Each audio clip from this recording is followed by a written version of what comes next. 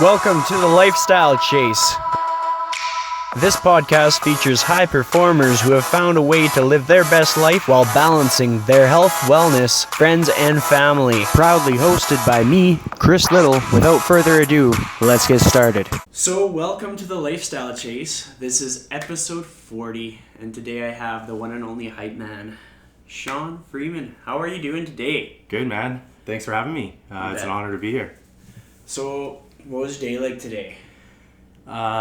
Day's been pretty relaxed so far.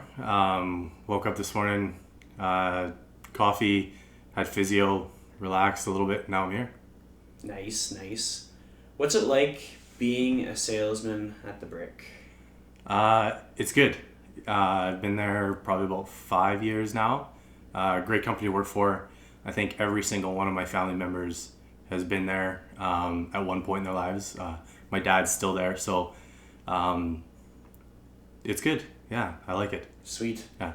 What is the most rewarding part of the job? Because every job is different, but in its own dynamics, every job has rewards, and then it has like the things that are tough that you've learned from. So let's talk about rewards first. Rewards, it's like since I moved from selling appliances into mattresses and stuff, I find I'm at a smaller store, so I actually get to connect with people a lot better. I get to have a little bit more of an intimate shopping experience. And then just through social media and stuff, I've met a lot of people that have come to see me and stuff and made even more connections that way. So it's pretty fun that way. Totally. You're like the most community integrated mattress salesperson that I know. Oh, I'll take that as a compliment. And I like that. So I'll take that rep for sure. What was the toughest thing about like just going to work every day? Everybody has something that's tough about their job. What would you say is the toughest thing? Commission sales is no joke. It's ups and downs. It's probably the hardest part for sure. Yeah. If you had somebody that was like, how am I going to make this work? I need advice. What kind of advice would you give to them on commission sales? Honesty. Don't try and be a salesperson, I guess. Yeah. As cliche as it sounds, I think I saw a quote once. It was like, don't be a sales pitch, be a resource. Yeah. Yes and no, but for sure you just got to have integrity, and people will see that. People will see that you're genuine, and they'll want to not only buy from you the first time, but they'll want to come back again and again. Yeah. Whether it's for another mattress or something else. It's good that way. I think integrity in any line of work goes a long way. And like that's why people are like, oh, a mattress, go to this guy. I know this great guy. Like I don't think he'll fleece you because he shows integrity in everything that he does. Yeah, for sure. I like it. It's when you get a reputation for being somebody that doesn't just sell based on price point and what pays you more, you'll just find that you'll get more business that way.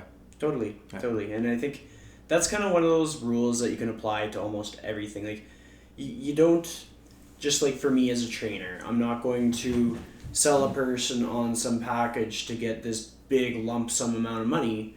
I'm going to figure out what they're looking for and do my very best to offer that kind of thing. Like even if that means to pay bills, I still need more clients. At least the clients that I have will be happy clients because I did my best to listen, kind of thing. And I think that's a quality that I see in you. I think you're a pretty real human being.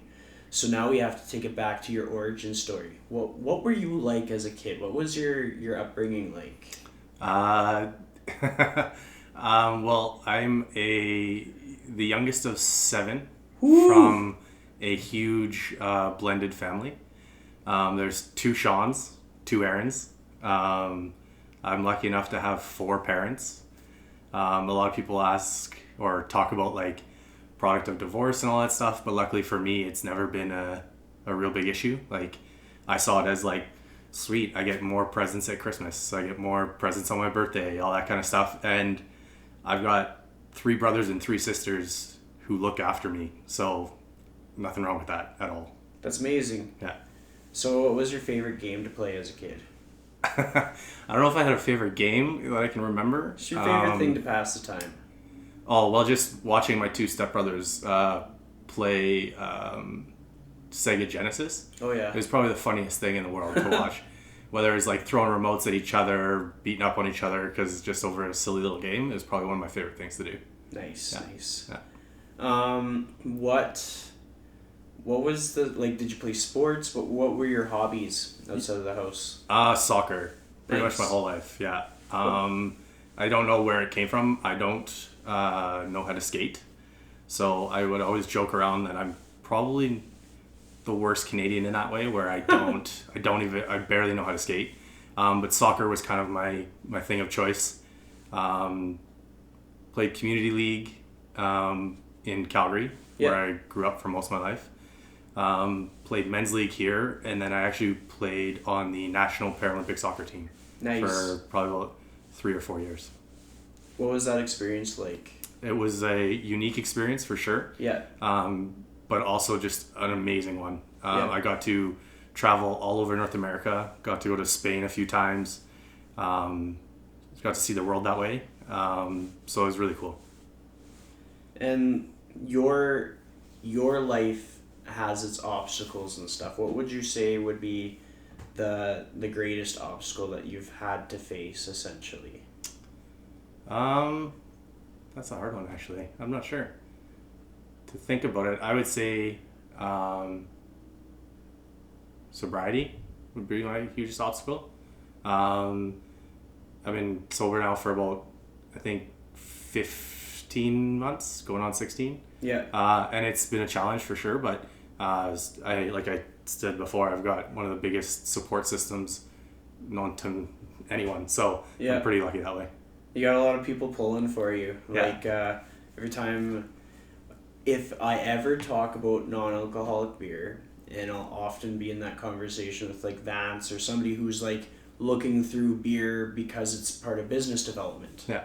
And I'll be like, I saw this one, and I, like, messaged it to Sean, and, like, you're my person that I know will always appreciate a non-alcoholic beer. Oh, yeah. Because it's not so much the alcohol, it's just like the craft of making it, and like there's so much to it. Like right now as we speak, I have nothing but non-alcoholic beer in my fridge. Yeah. Because I like it for its like recovery attributes kind of thing. Yeah, I like it, and I'm always on the hunt for different kinds. So if anyone has some, just send them my way. I have like even a little story on my Instagram of all the ones that I've tried so far. That's awesome. And I'm always looking for more. So, but for me, it was just like it became a thing of like, in society nowadays, it's everything can involve alcohol, and so for me, it was more of like a substitute when you go to like a barbecue, or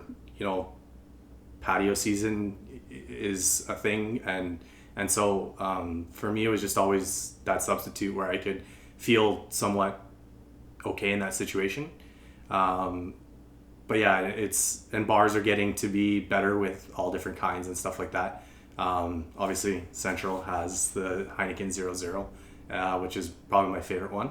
And it's now become like a post celebration for anything is to have one of those too. So totally. And it's just, it enables people to integrate themselves with a little less like anxiety kind of thing. Because it is so much a part of culture. Like, one of my clients just doesn't drink alcohol at all, which like I totally support. Yeah. And I don't want him to ever feel any reason to not live that way.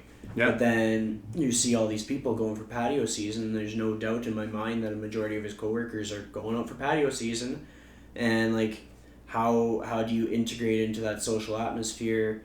Yeah. How do you be like one of everybody else? And it's not to say that you should change yourself for anybody else, but it's certainly a lot nicer when there's options and there's just things to kind of like ghost yourself into the environment. Yeah, well, I find with not drinking now and being such a drinker before, biggest thing is like sense of loss, right? So, and not fitting in. So now you can go anywhere pretty much and you can be that way.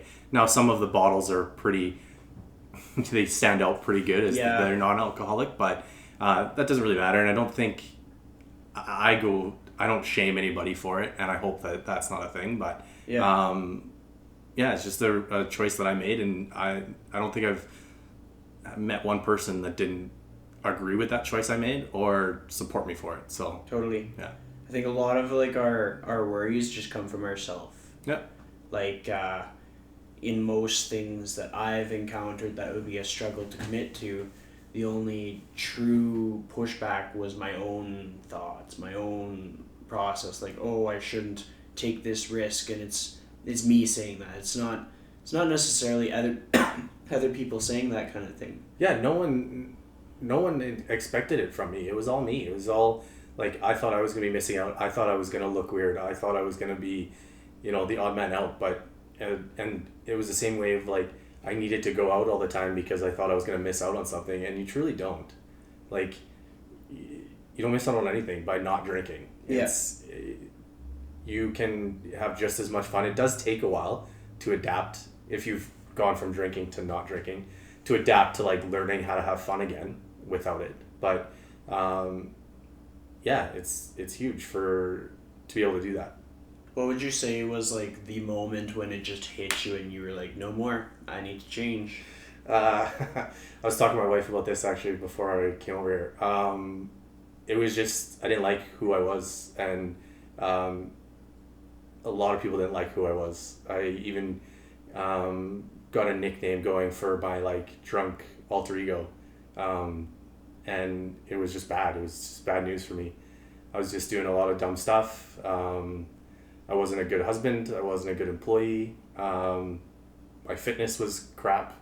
But for me, probably the tipping point was I was at a hockey game with a buddy, and then it was just another drunk story where I was, just making really bad decisions, and then I was actually supposed to go down to Calgary to meet my niece, and I missed going down there, and it was just like, that was just the tip, or the icing on the cake, I guess, was just another really bad choice.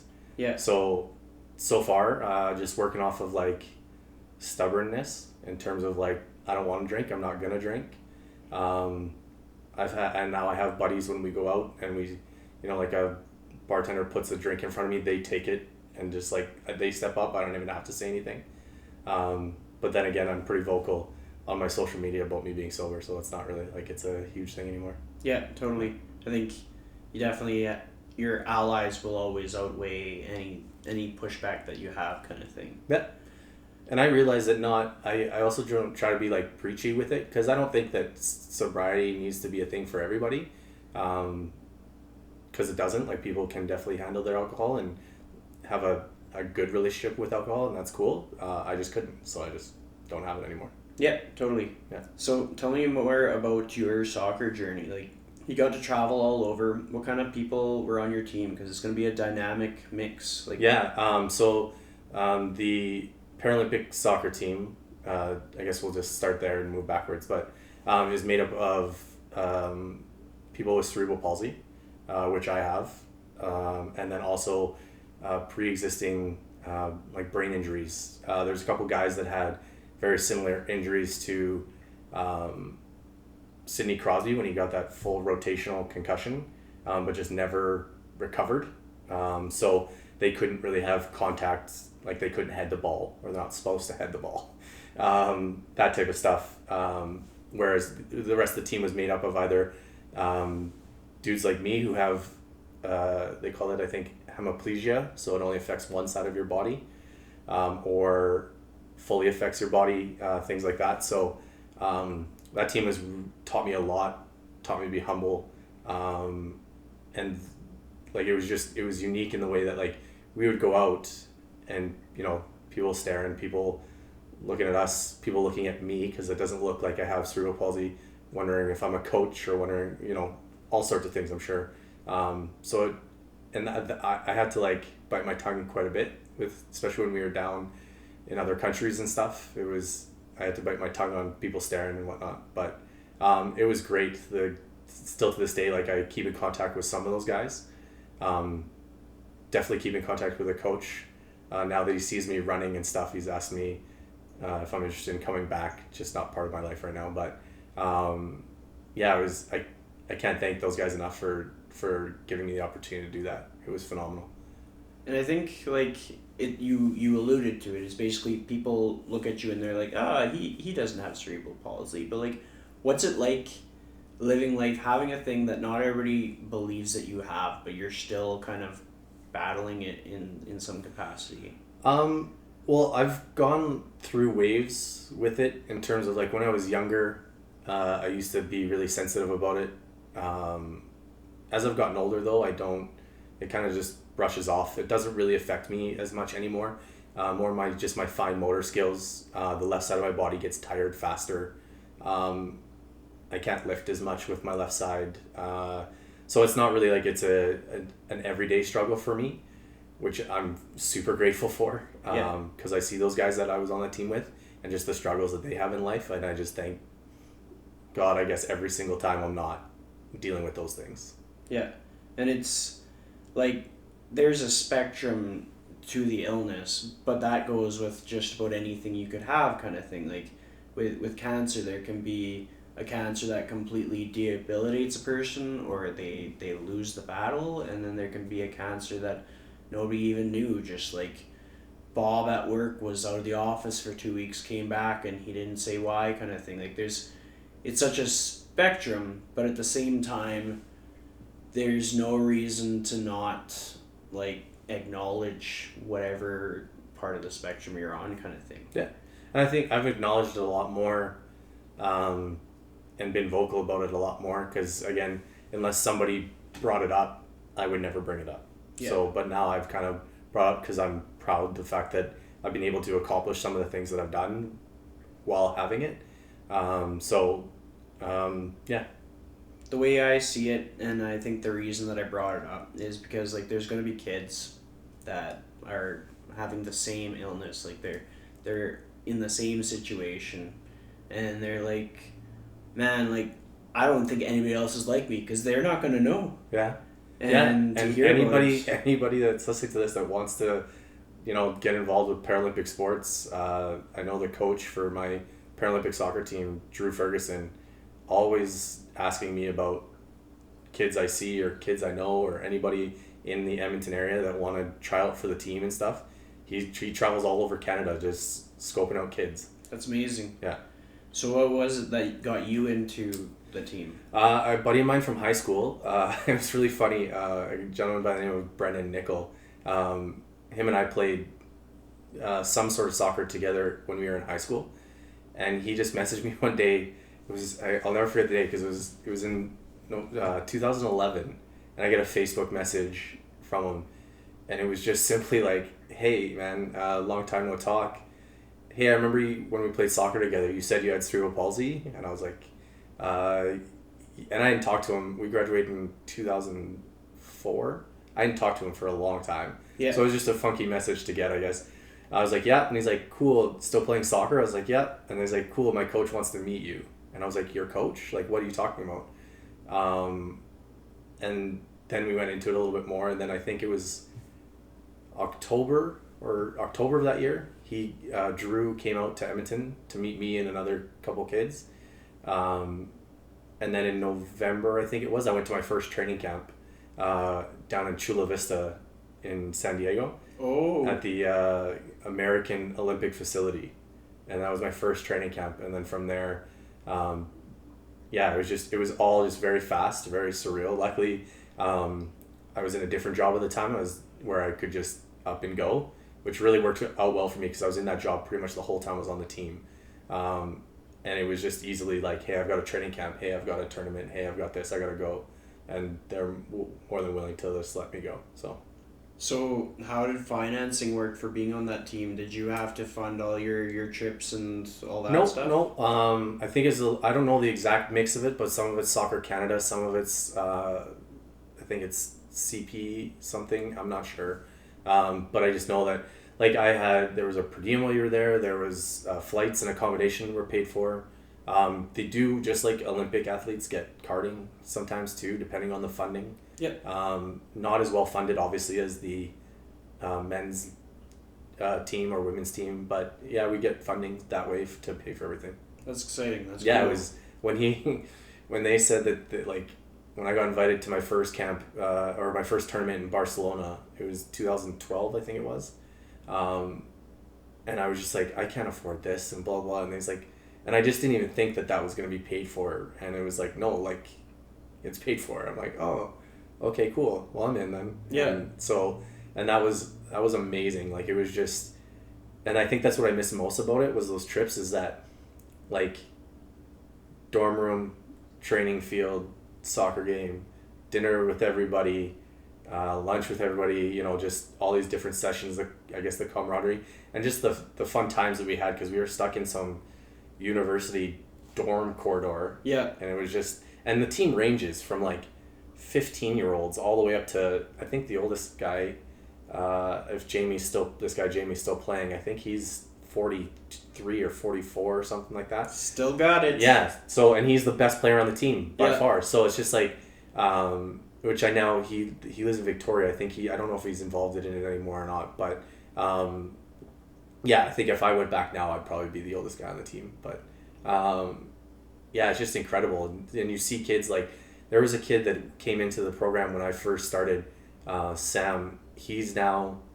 playing at university somewhere out east. Yeah. On I don't know, like 11-a-side soccer team, yet he's the captain of the Paralympic team, and he does both. And to watch him when he first came into the team, we always joked around about like breaking him out of his shell, and then like over the years he just kind of got comfortable with all of us. Yep. And now I see the kid on Instagram and Facebook and all that stuff, and he's a rock star. Like, he's just unreal. So it's just cool to watch him develop from that to that, and he's like 100 times the soccer player I'll ever be. But yeah, it's pretty cool. That's awesome. Yeah. So I want you to identify moments of pure joy when you felt happiest, and we're going to zero in on your experience on that soccer team. So try to think of like a few moments where it was like, holy crap, like I couldn't be anywhere else that is more joyful than this.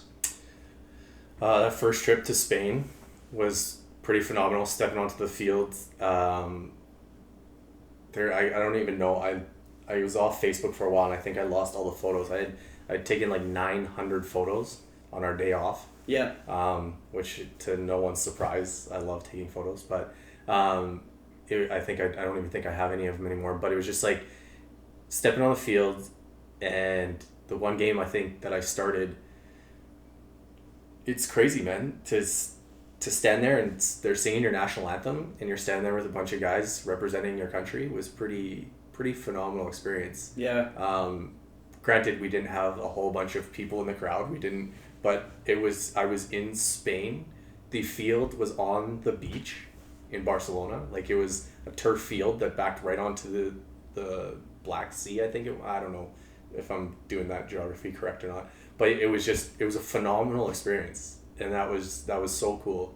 And then to go back again, we went back the very next year to, I think it was the same tournament or whatever, and then to go, we didn't stay at the same place, so to drive past and just kind of relive all those memories of the place we stayed at the first time was totally pretty cool. Yeah.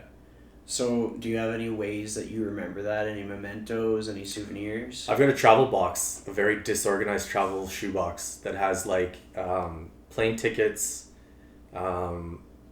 train tickets. I've got the medals from there because I think we came in first place. I'm not sure. I can't remember. But yeah, I've got a bunch of stuff. And this travel box got like, I think we have like like those buffs or whatever that you get when you do like running events and stuff, like that type of stuff. They gave us that. I've got that from like when we went to Montreal, a tournament there in 2013, I think it was. I think it was like something sportif, active sportif or something like that. Tournament there, that I've got all that stuff from there. Yeah, I keep everything. That's awesome. That. Yeah. So what was training camp like for you? It was good for me, and that was the hard part for me to get used to, is that because I'm more of an able-bodied person with cerebral palsy, I probably could have done like 2-a-day stuff but we scaled stuff back, obviously just for everybody. Yeah. So I think that it was interesting to see how those training camps were run and how our trainers and our coaches, and our coach was just, he's been interacting with all of us for so long that it doesn't even faze him to have to deal with certain things. And especially for me coming in, I was just mind blown at the fact that like all these guys are, they've got, some of them have to wear like ankle braces just to walk, let alone run, and trap the ball, and everything like that was just phenomenal. It was crazy. What would you say would be the biggest benefit of your experience in playing on that team versus just any other team that you played on? Being so grateful to have turned out the way that I did. Yeah. Medically, I have no idea why I'm not like that. I've never really, I think I went to at the Children's Hospital in Calgary when I was really young. I went to something that had to do with cerebral palsy, but other than that, I've really just kind of just done whatever I do, lived my life, played my sports. Yeah. Never had to deal with anything, and just kind of made me more aware of that, how good I have it. Mm-hmm. So I'll always be grateful for that. And that's kind of a helpful tool, because like I see kind of how you sort of exercise gratitude in your day-to-day. Like it shows in your social media and stuff like that, through your photography. Yeah. And I think a lot of us aren't able to exhibit that quality. Like, it sucks. People have to have something like hit them hard to realize what we have. Yeah. Like, we're always in this victim mentality, and I think we always catch ourselves in it. Yeah. But well, I still do too. Yeah. For sure. I just try to stay out of that rut, or I try to limit how long I'm in that rut for, and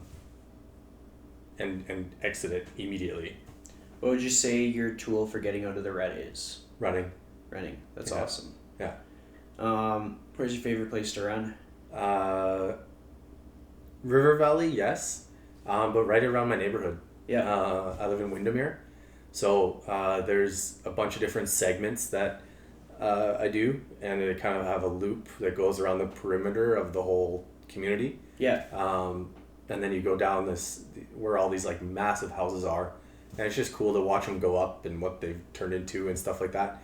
So yeah, I'd say probably around Windermere, but then obviously everybody that comes on here, and you ask anybody, it's Edmonton River Valley. I still am in awe of that place. So yeah, it's pretty cool, and it's back to gratitude. Like, yeah, we're all thinking, oh man, I wish I could like pick up and leave, move. It's so cold here, but like people don't realize what they have. Yeah, well, I grew up in Calgary, so there's obviously that rivalry for anything. And I'll be honest, like when I've been here now for 10 years, but for the first 4, I wouldn't admit that I was staying. Like I was just like, I was always going to move back. I was always one foot out the door to go back to Calgary. Yeah. And granted, I haven't explored the Calgary running community or running areas as much as I have Edmonton's, but I've had other friends and family and stuff say that like the Edmonton River Valley is amazing, and I fully agree. And now that I'm running a lot more with some more seasoned runners that I have explored the areas a lot more, I'm seeing even more of it and falling more in love with it, so it's been nice. What was your introduction into running? What got you running in the first place? So I warned him about this. So my brother, my biological brother Steve, he's been a runner for as long as I can remember. And when I was being a little bit less kind to myself, not taking care of myself, him and I didn't really always talk. Like he was always there for me and everything, but we just didn't really have a relationship. So when I started to get sober, I basically just jumped on his bandwagon of like, he runs, I'm gonna run. Yeah, that'll be our connection. Yeah. So he was my starting point for sure. Just trying to find new ways to talk and have stuff to talk about. That's awesome. Yeah. Does that continue, or have you? Yeah. Like I'll me, him, and my dad have like a Freeman group message that's solely based on like sports and activities. My brother, like I'm more like active in terms of like I'll send them my Strava thing and be like, I need to work on this, I need to work on that, blah, blah, blah. He'll give me some tips. I've dubbed him my unofficial coach, whether he likes it or not, for my running. So, which is just more consistent of like, okay, do this, okay, do that, do this, do that. And so it's good. It's kept us, I think it's helped open more doors for him and I to be a little closer. Totally. It's good to have that common ground in some way, shape, or form. Yeah, for sure. Because like down the road, you need that support. Yeah. What's the best advice he's given you on running? I don't know. Me and him have always had the relationship of kind of just like poking fun of each other. Yeah. So I don't know if there's been so much of advice. Like, I think his advice was like, go running. Like, like Man, it was that's just solid. Yeah, like it seems pretty simple. It was just like, yeah, go run. There you go. Well, like no, but like, what do I need to like? Do I need to do hills? Do I need to do like interval training? Blah blah. He's like, yeah, we'll get there eventually. And then like a week later, it's like, are you sending me something? And it's like, no, just go run. And so, yeah, that's about it. That's awesome. Yeah.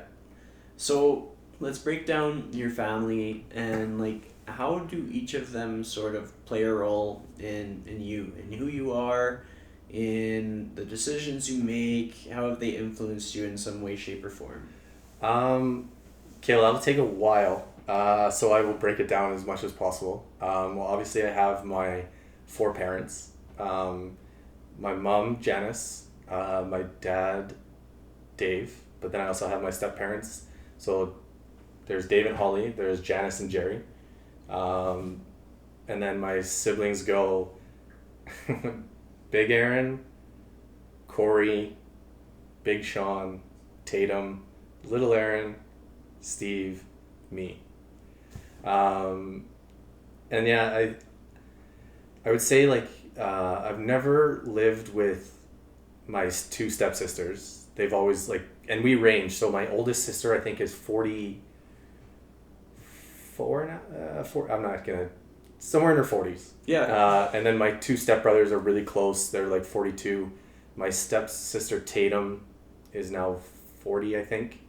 And then us Freemans, Aaron and Steve. Aaron's 4 years older than me, so 36, I think, and Steve's 34. So we span quite a distance too. Like my stepbrothers are exactly 10 years older than I am. Yeah. Yeah, and I've never really lived with any of the step siblings. So, and then when I moved here, my brothers always lived in Calgary. My sister and I came up here and lived with my mom because my mom's always lived in Edmonton up until 10 years ago. My dad always lived in Calgary. Yeah. So there's a few times where I thought the grass was greener on the other side, so I would come live here for a little bit and then miss my friends and come home. But as far as my siblings go, my brother's always been, like Steve, my biological brother's always been, like growing up, I used to copy everything he did, steal his clothes, all that kind of stuff. He got into snowboarding, I got into snowboarding. He skateboarded, I skateboarded, all that kind of stuff. My sister, I call her my big little sister because she's so much shorter than I am. I can put my head on top of hers. Yeah. She's just more been my like sounding board, I guess, because her and I are so much alike. Okay. Whereas my brother, the middle child, is like flies under the radar, whereas me and my sister are so outgoing. So I talk to her a lot and run things through her a lot for anything that's going on in my life. My sister Tatum, her and I have just kind of always talked, and you know, she's been there for me when I needed her and stuff like that. But again, because of there's a huge age gap, family gatherings were always awesome. Plus, she lived in like Germany. She's got 2 different degrees. She's lived in Germany as a nanny for years and stuff like that. So I think our relationship is starting to grow more now than it was when we were younger. Yeah. And then my 2 stepbrothers, I always just lump these 2 guys in together, Corey and Sean. I worked for my stepdad doing attic insulation for every summer from time I was 14 to when I was playing on the Canadian Paralympic team. I was working for him. Okay. And they are part owners in the company as well. So I'd see them every day at work. And then when I turned 18, I was living in Edmonton. They were living in Edmonton. They showed me the ropes of whatever you want to call it, the bars and stuff like that. But yeah, I took a lot of joy when I was younger, being like, I'm 10 years younger than them. So it was really funny to, like, you know, they were 22 when I was 12, or when I started working there, I was 14, they were 24. So just the stories I just laughed all the time at. We joked around a lot. So I got to just hang out with my brothers every day, and it was cool that way. And the thing is that what some people don't understand is my parents have been separated since I was like 1, I think. And then my mom and my stepdad got married when I was in grade 2. So I think those guys are been my family as long as I can remember. So I don't even refer to them as my step siblings when I introduce them, unless someone's really confused by the two Sean's thing. Yeah. Our parents weren't bored. We're step siblings, but they're always been my older siblings, and I've never thought of them as anything different. I've never known anything different. Yeah. So yeah, that's. Oh, and then also Big Erin, again. She's always been, again, as I was younger, didn't really have a huge relationship. We just had family events, all that kind of stuff, everything together. But again, as we've gotten older, she has 3 kids. I try to be a part of their lives too, but they live in Calgary, just outside of Calgary. But as a whole, like, anytime anything was going on in my life, I knew that no matter what, I could always count on every single one of them to always be there. Sometimes at like 3 or 4 in the morning, they didn't really like my phone calls. But we got over that. We've gotten past that. So I'm the luckiest dude in the world in terms of the fact that I come from this massive family, immediate family, not to even mention my cousins and everything. No kidding. That's gotta be wild. Yeah, like I think on my dad's side, I can't even remember last time I counted. I think it was 25 or 26 cousins on my dad's side. And then my mom has 4 siblings. They most of them have kids too, so I've got a huge family, huge support system. I wouldn't want it any other way. That's awesome. Yeah. So your commission sales, there's gonna be ups and downs. Yeah. How do you stay motivated week to week? Like, what are some things that you just do every week to stay at the top of your game? I have fun with social media. Yeah. Like, at my store, I do have a lot of downtime. Like whether, I do on occasion like try to bring customers in, but for me, doing like the Instagram videos, Instagram posts, for a while I actually created a separate Instagram account, just decided not to do it anymore, but I have a lot of fun that way. And then editing photos, it's just all about keeping myself busy, keeping myself kind of on point while I'm waiting for another customer. Yeah. And I think that I don't know how else I'd motivate myself. I think that's it. It's just trying to do some research on stuff that I'm trying to sell too. Yeah. That's probably the best way I know how. Makes sense. And just staying busy kind of thing. Yeah. Like, are you scheduled for a set schedule? Yeah. Or yeah, like Sunday, Mondays are my days off. I don't get weekends off, which it sucks at times, but also that's when everyone else is out shopping, so it just makes sense to be there. But yeah, so Tuesday to Saturday I'm just at work. A lot of the times I'm at work a lot more than I want to be, but that's the life of commission sales. You just go when when we have a good promotion on, I'm there all the time. Okay. From open to close.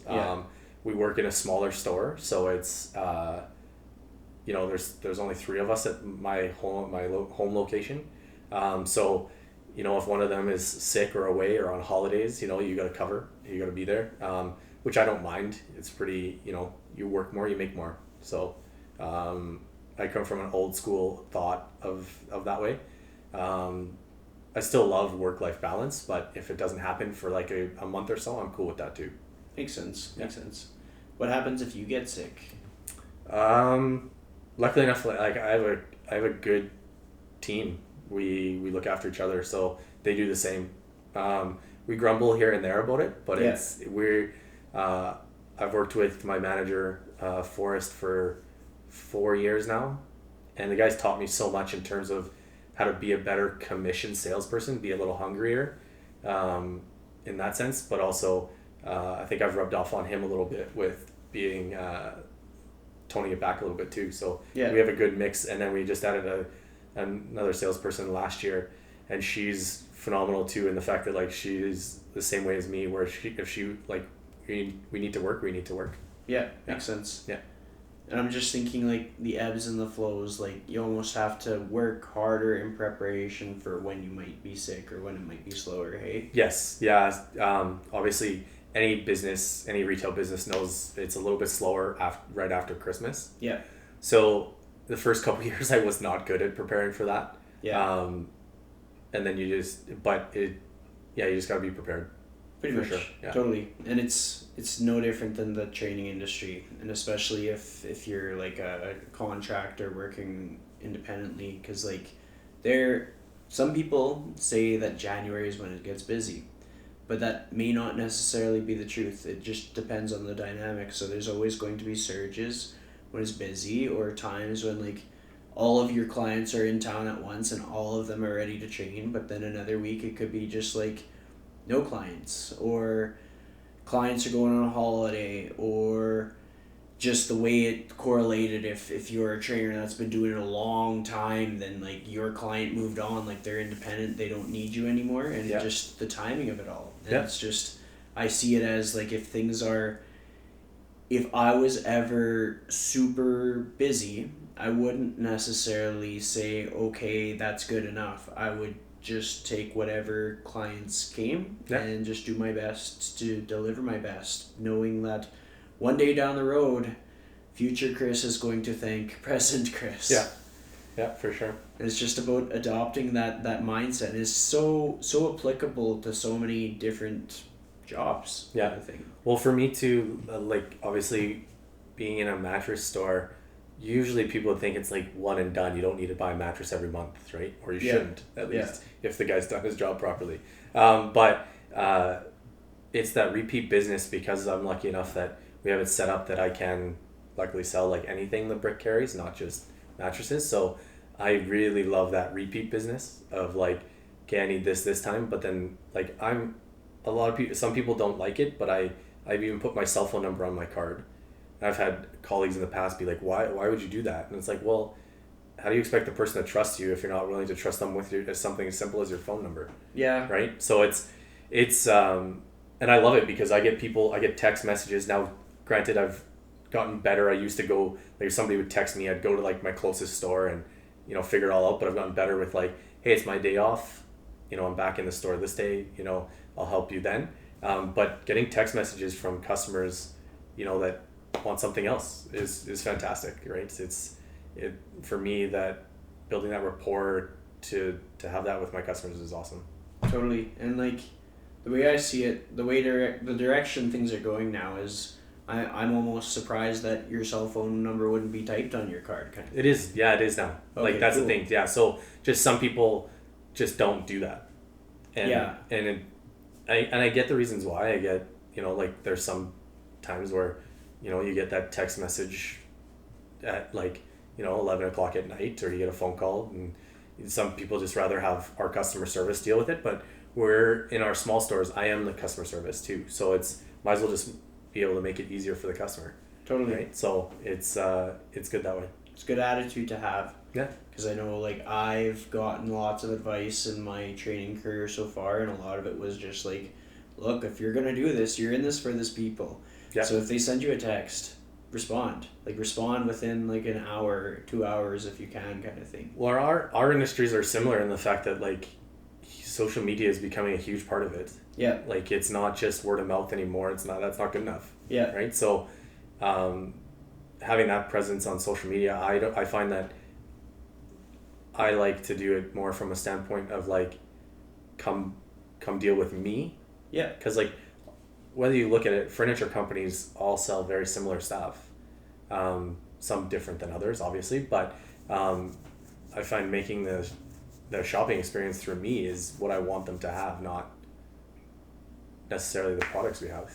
Absolutely. Yeah. So, tell me about your entry into photography. How far back did you start taking pictures? I would say, like, actual photography, I would say that this, like, last year. My wife has had a camera in the drawer for forever. Yeah.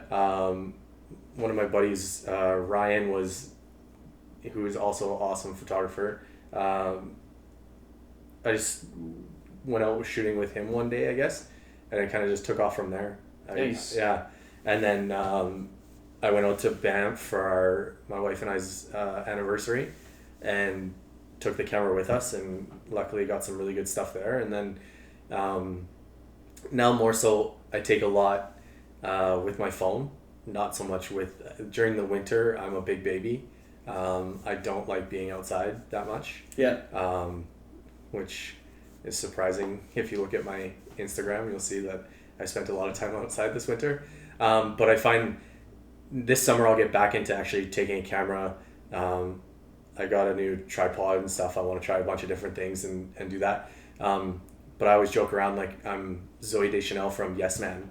I'm that person running around taking photos while running.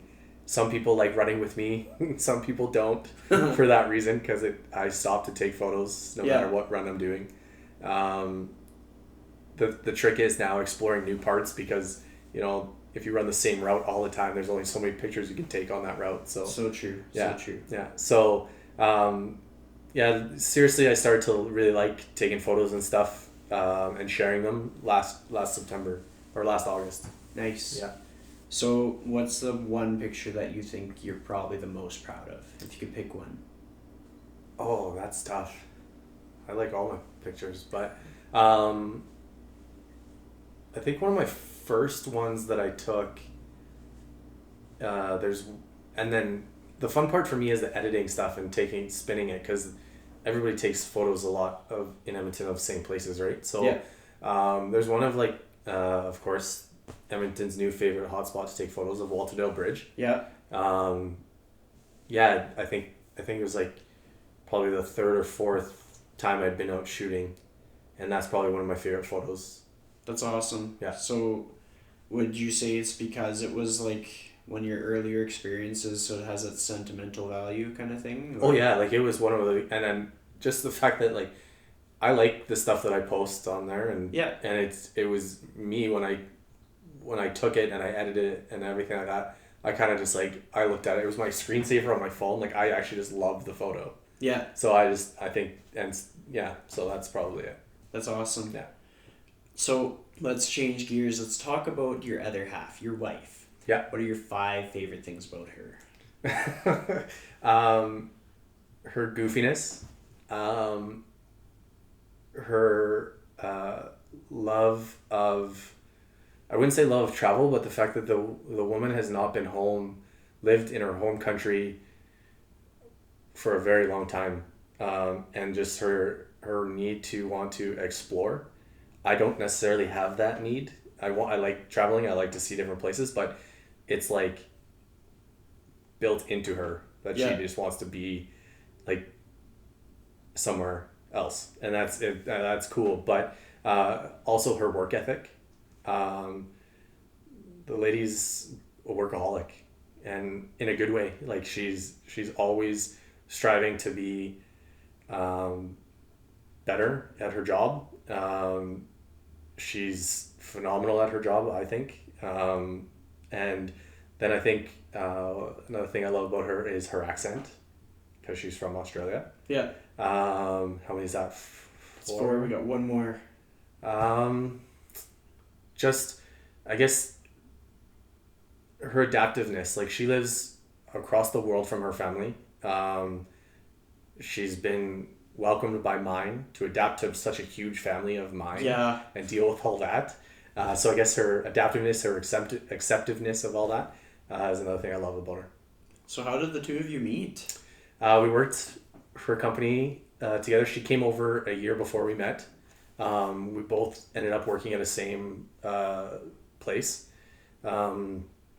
we both came out of relationships, and she said it was like that, or I just found out she was single and just started to pay attention to her, like, and they used to call me Groundhog Day.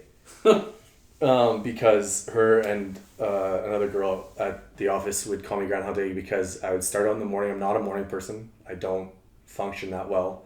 I do function, I just don't like talking while I'm functioning. Yeah. So I'd come in, I'd like go past the front desk where her and this other girl sat. I'd go to my desk, I'd do my thing. By lunchtime, I'd like warm up, I'd start to open up, I'd talk and blah, blah. And then as I'm leaving for the day, I'd be like super positive, full of energy. And then it would just start all over again the next day.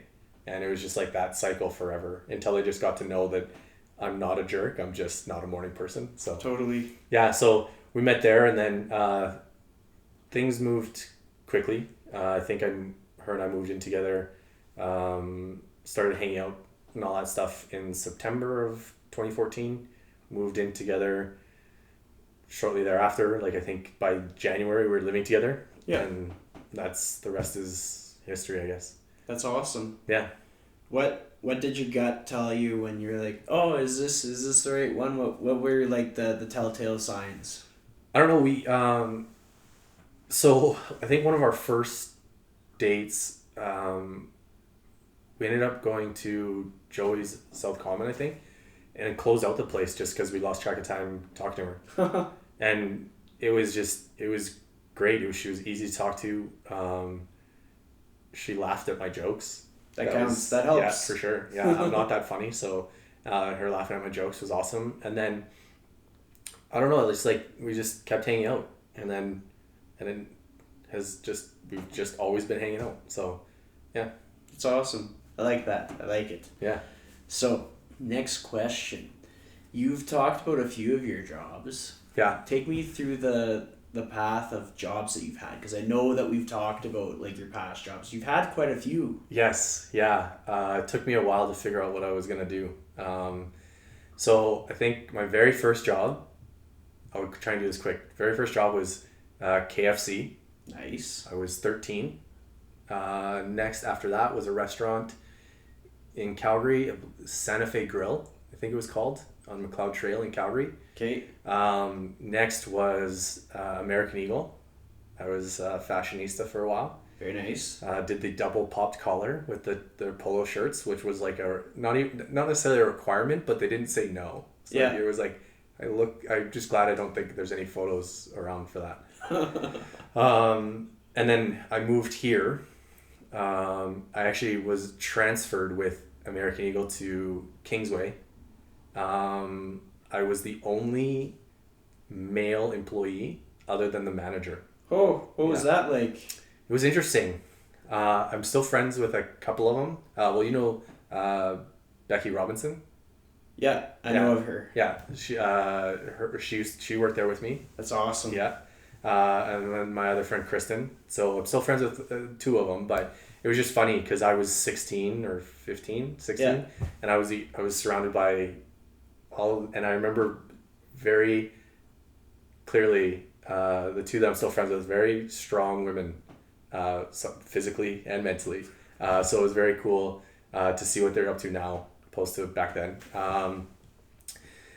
All the while, I was also doing summers with my stepdad, doing attic insulation. Yeah. I've gone out to their rigs a couple times. Once when I was like 18 or 19. No, that's a lie. 24 or 23, 24. I don't know. I can't remember that. Somewhere in there. Somewhere in that 5-year period. And then more recently, last year, I went out again, just realized it's not for me. After being a salesman for so long, you can't revert back, I don't think. Worked at the Brick as well when I was younger. I did, at first I was, did the free hot dogs out front. Nice. Then I did store merchandising, did warehouse attendant at the Brick in Calgary. Also did the fleet department in Calgary and then in Edmonton. And then what else have I done? I've done electrician for a little bit. I've framed houses. I built, I think, 3 or 4 of them in Calgary, so I won't say the area just in case they've fallen down since then. Yeah, and then also I've done headhunting. Nice. And that's where I have met Cassandra, or Chuka, whichever way you want to look at it. Is that like a nickname? Or Yeah, so it's a nickname her dad gave her when she was a few months old. Okay. And it's just stuck. So unless she's in a professional setting, I guess, like at work and stuff, everyone knows her as Cassandra, which is her real given name on the birth certificate. Yeah. But Chuka means chicken, is Chooka. Yeah. Is her name. Like everyone else calls her that. Because I've noticed like your Instagram hashtags and stuff, and it's like Chuka and Wombat. Yeah, Wombat and Chuka. So that started at our wedding because a tradition of her dad's is he gives family members nicknames. Yeah. And he chose Wombat for me. So yeah, it just seemed like a catchy little hashtag to use. That's awesome. Yeah. What does the nickname of Wombat mean to you? I'm still figuring that out. Okay. Like I knew what a wombat was, so it was like, and it was like fat little furry thing. I don't know how fast it moves, so I don't know, but it got a good laugh during his wedding speech and stuff, and I just kind of accepted it. Like her brothers got one, her sisters got one. Yeah, I wouldn't say it's my spirit animal yet, but I've joked around about I'm gonna get a tattoo on one of my legs that has like a wombat and a chicken sitting on top of it, and just as much as my wife loves tattoos, we'll just see how that goes. I think that'd be awesome. You should do it. Yeah. Well, that's cool. And I think like, I don't know, I'd say own it. Own the wombat. Oh, for sure. Yeah, of course. I'm gonna get. Like I said, I will get a tattoo of a wombat eventually, but. Especially now that it's on a podcast. Yeah. Yeah. So it's I've fully accepted it. I love it. For a while, it was people were like making fun of it, and I was like, whatever. Nah. I've got a badass nickname, so. Yeah, like if you can own anything, people have nothing on you. Yeah. That goes for what you do for work. Mm-hmm. That goes for your value system. That goes for everything. Just own it. I agree. So out of all of those jobs, I want you to share 3 lessons that you learned. Like 3 things that you would tell to your great-great-grandkids about like, hey, this is how we get through life. Oh, that's a tough one. I'm not sure how to answer that. I would say what it's taught me is that have pride in whatever you do. Yeah. Because people will respect you for that. Like if you're, I think my dad was always telling me, I don't care what you do in life. You could be a ditch digger. Just be the best damn ditch digger there ever was. Like just, like you said, just own it. Be prideful in what you do, and people will respect you for it. They'll admire you for it, and you'll be happier because of it. If you're always down on like what you do, because there was for sure like attic installation is not the most glamorous job. Being the owner of an attic installation company like my stepdad is cool, but like being an attic insulator for me wasn't necessarily always like, I wasn't proud of that, and I've never really looked at like having a career. I just had jobs. As you can see, I had many jobs. Yeah. Now I feel like I'm in a career, but just having pride. So I don't know if there's 3, but I think that's just overall the jobs I've had. Just have pride in what you do, no matter what it is, and you'll be more successful. You'll be happier, and people will see that about you. Totally, and I agree. And like that is just as good as 3 points kind of thing. Yeah. But the way I look at it is honestly, like if you are struggling to find a way to be proud of what you're doing, then maybe just find something else. But like if you're finding a way to be proud, then you're doing the right thing. And I think you're the proudest mattress salesperson that I know. I love my job. Yeah. I do. It's funny, I'm 32 and I talk about mattresses way too much. That's how it works. I'll be out for something, someone will be like, I'll ask Freeman about that, and then I'll go off for like half an hour to 45 minutes, and there's still so much to learn, obviously, with all these different companies and everything, but yeah, it's fun. I like it. Somebody asks how my life is going, and I start talking to them about training. I'm like, oh, well, when you're lifting that, you should probably brace your core, make sure you're breathing through your rib cage, you know, like, and it's just, if we are really passionate about something, it's going to show. Yeah. And if somebody's going to choose somebody, they're going to choose somebody that resonates that pride in what they do. Because it's like, you don't choose someone that doesn't glow with pride. You don't make choices on things that brand themselves as second rate. Like you make your choices based on what seems like the right gut instinct, what seems like the most premier brand kind of thing. And so in a way, in you glowing about what you are doing, you're basically being like the Apple product of your trade. Yeah. Which is great. I appreciate that. I like that. It's something to take away. You get the souvenir from the podcast. You're like, I'm the mother flipping Apple product of this trade. Yeah. Perfect. I'll take it. So I now segue into the question that I ask all of my guests. If you could give one piece of advice on how to authentically live your life to the fullest, what would that piece of advice be? Just be a person of integrity, own who you are, and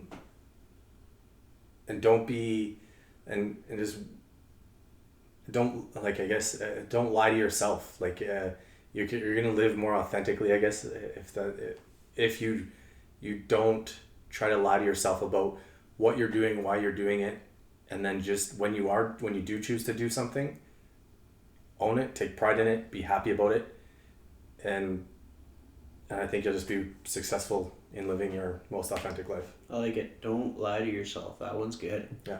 So thanks for joining me. Of course, man. Like I said, it's an honor looking at some of the guests you've had on here. I'm not sure where I fit in all of it, but I do appreciate being asked and being on here. Everybody has a way that they fit, for sure.